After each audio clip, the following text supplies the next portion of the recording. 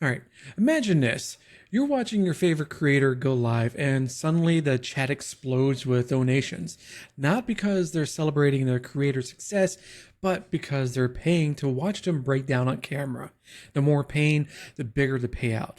Welcome to the dark economy of digital coliseums, where human suffering has become the ultimate content strategy, and the platforms hosting it are collecting their cut from every dollar of misery. Tonight, we're going to ask the question that keeps creator advocates up at night. When the audience becomes the predator and creators become the prey, who's really responsible for drawing the line? And more importantly, where exactly should that line be drawn? Now, this all comes up from the past couple weeks since we had that incident over on Kick in which a French streamer was streaming, or they were doing a subathon or a multi-day stream event extravaganza. But the thing is that the person that was actually streaming was the actual bearer of abuse. They were the victim of being abused on stream for bits and donations and subs and stuff like that. And that was the reason why I wanted to talk about this, is that we see a lot more of, well, I shouldn't say we see a lot more of, but it's a kind of a growing underbelly of the live streaming economy where, especially in the IRL category, we have seen people walk around with the Bluetooth speakers. So when people pay for TTS or text to speech, sub bits and goals and subs and stuff like that, they'll put in or write down something for the AI voice to say out loud to the public while the person's walking around. And most of the time, it is something that is very cringy. It's very probably mostly offensive, depending on the location, geography-wise, or depending on the country. That it causes, pain or embarrassment to the streamer, and that kind of brought me to a point where it's like, are we really getting to the point where, like I said, it's kind of like the Colosseum of old, like the Roman Colosseum. You have the gladiators fighting out to the death to the entertainment of thousands that are in attendance, and the bloodier and the most brutal ways get more and more eyeballs and more clicks and stuff like that. So I wanted to take a look at a couple things here. Most notably is that on a platform Kick, when it first came out, it was mostly thought of as the Wild West of the live streaming platforms. Twitch had its bad people. I'm using air quotes here, but the thing is that it was almost relatively tame, in effect, where you had a couple of different people going around in IRL just causing sometimes being a nuisance to certain members of the public or just the public in general. But Kick kind of pushed it up a notch, where it was the reputation that if you were banned on YouTube or Twitch and you didn't have anywhere else to go, you would go to Kick. And the thing is that we see this ramping up of, okay, we're being certain points of that embarrassing the streamer or being very disruptive to the public. It's kind of, makes light of the general public as being pawns into these particular people's content. You're right, St. Clyn. I'll go ahead and show this. Is that, yeah, Johnny Somali is a very good example of this. That he was going around mostly in like Japan and most notably in South Korea, just being a complete nuisance to the general public. And he did not care. I'm not putting words into his mouth or anything like that, but the general consistency is that he viewed the general public as NPCs of way to make himself become bigger, to gather more clout. And like you said, that he is probably going to be serving many years in a South Korean prison because he's broken a lot of laws. He's broken a lot of societal norms, especially in South Korea. And he's not the only one. There is, what's his name? Vitality. I believe that's his name. He is also another one. I think he's actually in holding in a Filipino prison. So he is in the find out stage of his messing around. Yeah, Kick at the time. Yeah, when I first went to Kick, found a bunch of racist stuff. They have cleaned that up as best as possible, and you're exactly right. Kick has done a lot of good in the past, let's say past year, of trying to shed their Wild West reputation that anything goes. A lot of the creators that were there from the beginning are not happy because, oh, guess what? Actions of or consequences of your actions are starting to come into play. But going back into the what started all this off was the French streamer. I'm not going to butcher his name, but Jean Pormanove. I'll go ahead and see if I can translate this to English, because this is all from the French press and everything like that. So the headline says, 2 weeks after the death of live streamer Jean Pormanove, I'm sorry if I'm butchering the name, one of the perpetrators of the multiple violence filmed live on the Kick platform told RTL that everything was agreed. Now, this person over on the left, that's the person who actually unfortunately passed away on stream in his sleep. It's not really known yet. I think they're still going through the autopsy and just to double check and make sure everything is, dot the I's and the T's, that these two men that were his supposedly friends and co-streamers, they didn't play any part in this man's death.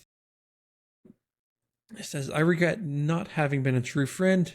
I didn't push him, forced to go for a consultation and go see doctors. Regrets, Safin Hamadal, streamer implicated in the death of the person that died.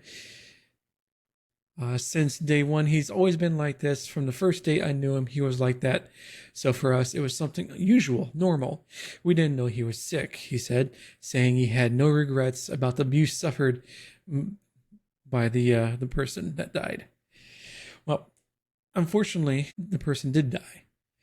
And that's the thing, is that we see more and more of these streamers pushing the limit to try and get more and more people to watch, to become more and more of, I don't know if it's been termed, but IRL shock content.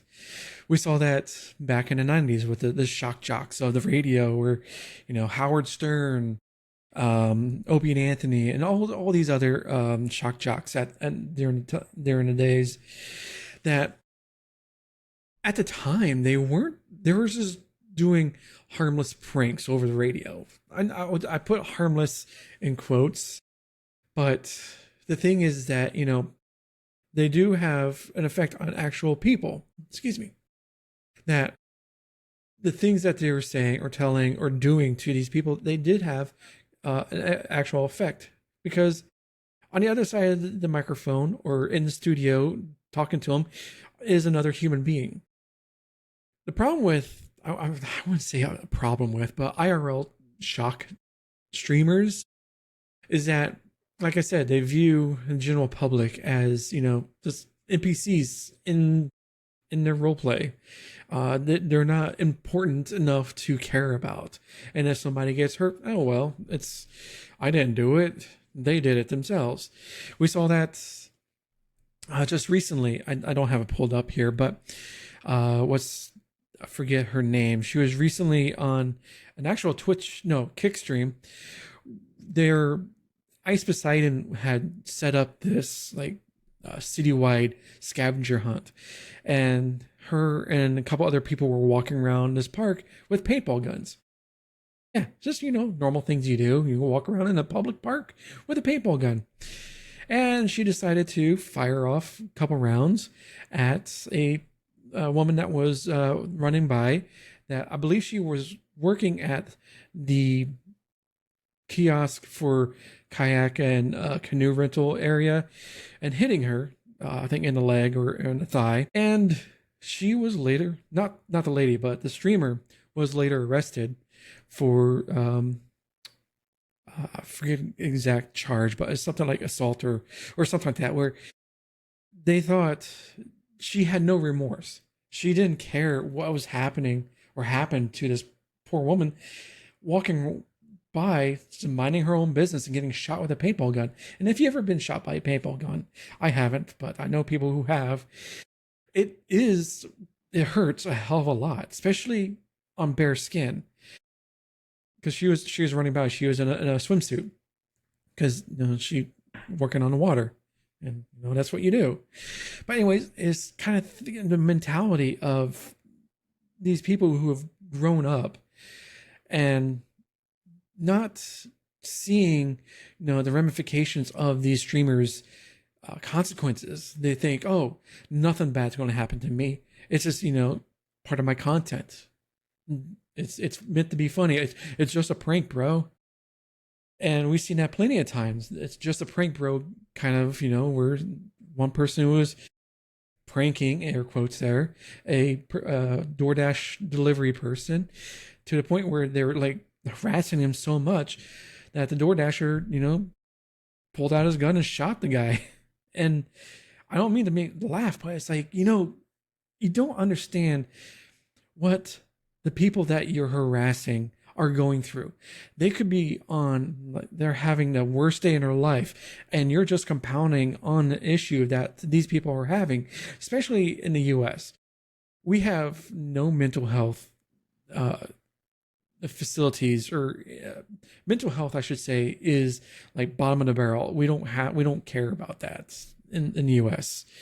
Or if you do care about it, well, it's on your insurance, and hopefully your insurance pays for it. But anyways, we don't have the capability to help people that are having mental health issues, to the point where that if you're egging somebody on, you're just a prank, that they turn around and shoot you, sometimes might even kill you. In your brain, it's like, what are you thinking? Just for, a few likes on TikTok, or, the hope that your video goes viral. Is it that important to you that you get your 15 seconds of fame and that you might get shot or killed? No, it's not worth it. Now, the nature of IRL shock content is, like I said, it's the mental health, but it's also the mental health on the streamers themselves. There have been plenty of cases where we have what's the name, Sneeko, has been what the youths call crashing out many times, where just the stress and the pressure, and it's just the external factors from not only the stream but their life as well, it just causes them to essentially just crash out and just completely throw away their lives of their live streaming career, their content creation career. And I have to put some of the blame on their chat community as well, because their chat is pushing them to do more and more extreme stuff, where they're just getting caught up into the mix of everything. It's like, oh, chat is enjoying me doing this particular activity that is harmful to myself, but hey, chat is loving it. But the fact is that chat is the people in the stands in the Colosseum. They want to see you suffer as much as humanly possible, and they will cause you to have as much suffer and pain, because hey, here's $5, here's another $5, do a dance, stupid. It's just like the chat of these IRL shot callers, content creators, is that they don't see the forest of the trees. They don't see the issue of what is dangerous precedent that is starting to ramp up when your chat is telling you to do things and giving you money and you're becoming more and more wealthy.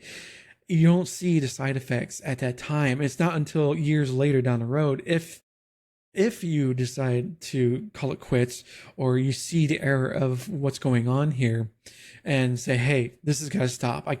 My body can't do this anymore. And unfortunately for the French streamer, the actions of everything that was going on with him and his chat and his community, he eventually succumbed to his body giving out and passing away in his sleep. It's something that we're going to see probably more and more of this happening. That the IRL community is a great thing. There's many. I'm not saying that IRL itself is a bad thing. It's just a small minority, a small smidgen of people that are potentially giving this a bad name. Of IRL streamers are obnoxious, they're rude, they have no respect for anyone else except for themselves, and most of the time not even for themselves. That after a little bit of time, it's going to be viewed as the platform as well. Is that what can Twitch, YouTube, or any other live streaming platform, what can they do? And that's why I want to look at a couple things here. But I want to put in here is that if you're enjoying what you're watching, this is a quick pause. If you're loving these insights and want to keep the conversation going, jump into our Indie Creator Discord. I have a link down below in the description. But it's where creators like all of us, myself, you, can swap ideas, share wins, and get real-time feedback. So if you want to do that, go ahead and check out the link down below. But moving on to the actual live streaming platforms as a whole, is what can Twitch, Kick, and the rest of them do? They really are caught in a rock and a hard place. They can't be the arbiters of good behavior. They can only say, hey, follow our terms of service and everything is cool. If you go against that, then we're going to have a problem. So what I'm thinking is there might be an issue where the platforms might start getting some feedback or getting some pushback, I should say, from outside sources, governments, initiatives, and anything like that. So the streaming platform Kick has accused French authorities of politicizing the death of a content creator who passed away during a live stream. He was found. I already know that. The prosecutors have opened an investigation into the Australian video platform, and French government minister Clara Chapaz said the state would take Kick to court to stop the damage caused by the content involved in this tragedy. Now, they also say this is not about creator safety, customer safety, or the well-being of the industry, but rather a politicized narrative that takes advantage of a tragic personal loss, Kick told BBC News. Now, we can say that, yeah, Kick is fully at fault for everything that's been happening here, but we can't. These platforms are in a position that they're kind of like in what's sometimes like a safe harbor, that they can't enforce something that is on the platform until it's been reported. We've seen that multiple occasions of horrific mass shootings. Christchurch in Australia happened on Facebook, streaming service, and also on Twitch. There was another incident, I think, in Buffalo, New York. I think it was on Twitch. But anyways, the platforms have some duty that if something is happening that is so horrific, like a mass shooting or anything like that, that if it's reported, they're quick in shutting that stream down, getting it off the platform. And luckily, they had that capability. And Kick had, to their credit, that when informed of what was happening, they did shut the stream down and ban the account. So no VODs can be created, and basically, out of respect of the people or the people involved, things can be taken care of offline. But the thing is that we probably, like I said, we're going to see more and more of this happening, that we're going to probably see a lot of terms of service changes where IRL category is going to be, I'm not going to say nerfed to the ground, but there's going to be a lot of restrictions on what can be constituted as an IRL live stream, what can be conducted on an IRL stream, and the behavior of the streamer and the people interacting with the streamer.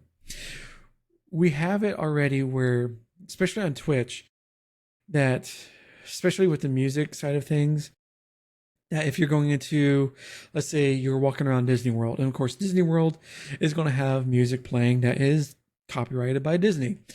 So the streamer has to be aware of what's going on, what is being pumped out onto their stream, and possible ramifications of the upcoming copyright claim or strike on their channel. But that is like a very tamed scenario that a streamer can't control the general public. They don't have control over what other people are going to do on their stream. All they could do is cut the feed, cut the camera, or move away, go to a different location. But if chat, the community that they have emboldened to say, hey, we want more of the shock, we want more of this, that they're going to be like, yeah, well, okay, let's do it. But then again, like the platforms are going to start pushing back against this type of shock content and everything like that.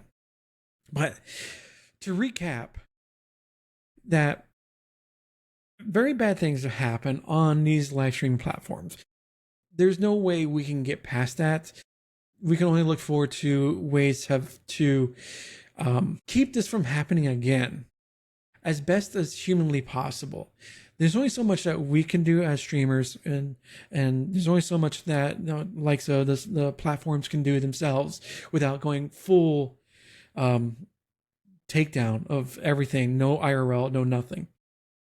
We have to pretty much, for the IRL people who are doing this type of content, take a step back from your content and take a step back of what you're actually doing, and think to yourself, if I continue this way, is this worth the pain and suffering I'm going to be enduring for the rest of my life?